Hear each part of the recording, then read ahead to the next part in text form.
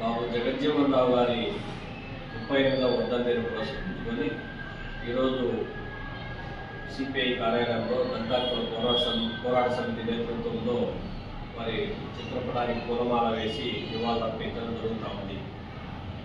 ఈ సందర్భంగా బాబు జగజ్జీవన్ రావు గారు భారతదేశ ఉప ప్రధానిగాను అనేక మంత్రి పదవుల్లో కీలకమైనటువంటి భూమిక పోషించినటువంటి ఒక గొప్ప వ్యక్తిగా మనం చెప్పచ్చు.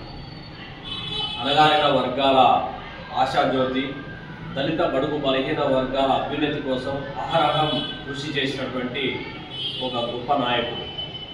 గ్రామీణ ప్రాంతాలలో 100% వ్యవసాయ కూలీలుగా ఉన్నటువంటి వాళ్ళ హక్కుల కోసం అవిశ్రాంతంగా పోరాటం చేసినటువంటి నాయకుడు. గ్రామీణ ప్రాంతాల్లో ఉన్నటువంటి వెనుకబడినటువంటి వర్గాలు, దళిత బడుగు బలహీన వర్గాలు ఆర్థికంగా, రాజకీయంగా, సామాజికంగా వివక్షతకు, అణచివేతకు, అంటరానితనానికి గురవుతా ఉన్నటువంటి ఆ వర్గాల ప్రయోజనాల కోసం కృషి చేసినటువంటి వ్యక్తి.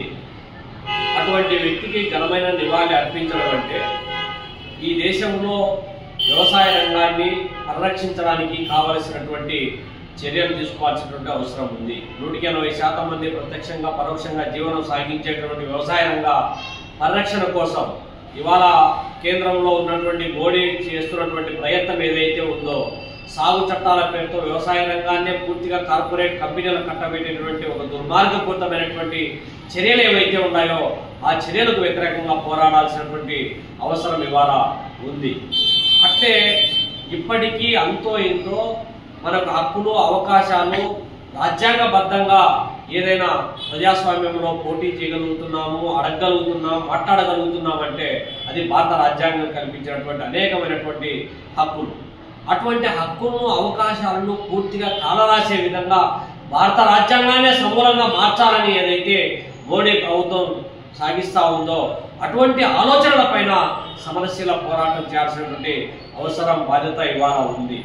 మరి ఇవాళ రిజర్వేషన్లపైనే సమీక్ష పేరుతో రిజర్వేషన్లనే రద్దు చేయాలనేటువంటి కుట్రలు, కుతంత్రాలు ఏవైతే ఉన్నాయో అటువంటి వాటిపైన పోరాటం చేయాల్సినటువంటి అవసరం, బాధ్యత ఇవాళ ఉంది.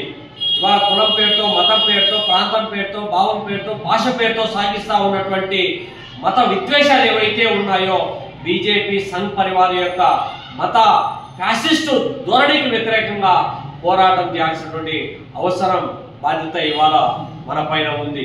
అటువంటి పోరాటాలు చేయడం ద్వారానే ఈ దేశంలో సంపద సృష్టిలో భాగస్వామ్యం అయ్యేటువంటి శ్రామిక వర్గం ఏదైతే ఉందో ఆ శ్రామిక వర్గంలో భాగస్వామ్యం అయ్యేటువంటి దళిత బడుగు బలహీన వర్గాల అభ్యున్నతి కోసం పనిచేయడమే మనం బాబు జగజ్జీవన్ రావు గారికి ఘనమైన నివాళి అర్పించడం అని చెప్పి ఈ సందర్భంగా తెలియజేస్తా ఉన్నాం.